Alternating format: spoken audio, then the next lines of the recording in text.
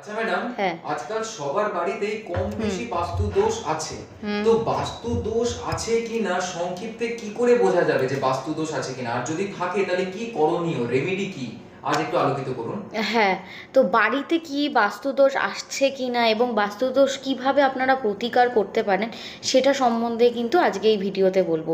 তবে এটা শুরু করার আগে আমি একটা কথা বলবো, যারা বাস্তুশাস্ত্র বোঝেন না বা বাস্তুশাস্ত্র মানেন না কিন্তু বশীকরণ মানেন, জাদু টোটকা, টোনা টোটকা এইসব বিষয়ে খুব বেশি মেনে থাকেন, তারা আমার এই ভিডিও দেখবেন না। প্রথম কথা আমি বলে দেবো, কারণ অনেকে আমাকে কমেন্ট করেন বাস্তুশাস্ত্র মতো অনেক ভিডিওতে, অনেকেই আমাকে বলেন যে আমি কি বাথরুমে এটা রাখবো, ডাস্টবিন আমি ঘরের সামনে রাখতে বলাতে তারা বলেন মাথার ওপর ডাস্টবিন রাখবো। হ্যাঁ, আপনার যদি মনে হয় আপনি মাথার ওপর 1 সপ্তাহ কেন 1 বছর রেখে দেখুন।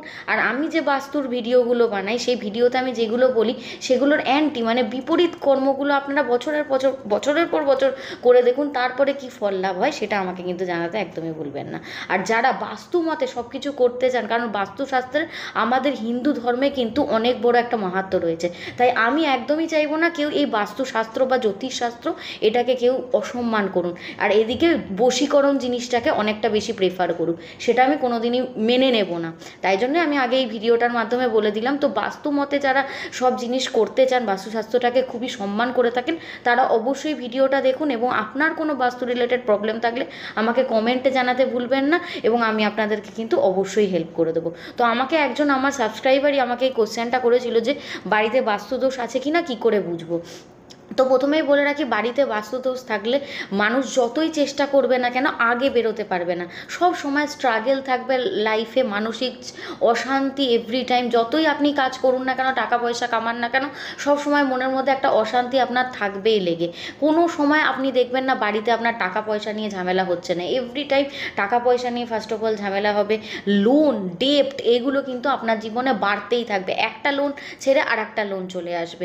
পারিবারিক অশান্তি, বাচ্চা বলুন, বড় বড় রোগের অসুখে ভুগবে। যেমন ঈশান কোণে যদি বাথরুম বা রান্নাঘর থাকে, এক্ষেত্রে কিন্তু ক্যান্সারের মতো মানে দুর্বিষহ রোগ আমাদের জীবনে কিন্তু আসে, এবং বড় বড় রোগ আমাদের কিন্তু হবে এই বাস্তুসম্মতভাবে যদি ঘর দোবার না থাকে, বা আমি বললাম কিচেন বা বাথরুমের যে পজিশানটা। এছাড়াও কাজের ক্ষেত্রে বা কর্মক্ষেত্রে বাধা, কাজের স্থানে আপনি ভালো কর্ম করলেও সেখান থেকেও বাজে ফল পাবেন। সম্পর্কের টানা পড়েন, বাড়িতে তুলসী গাছ দেখবেন মারা যাচ্ছে, ইভেন বাড়িতে যদি পশু পাখি থাকে তাদের অস্বাভাবিক আচরণ থাকবে। আপনার বাড়িতে বেশিরভাগ টাইমটা দেখবেন আপনার বাড়ি থেকে একটা বাজে গন্ধ আসবে।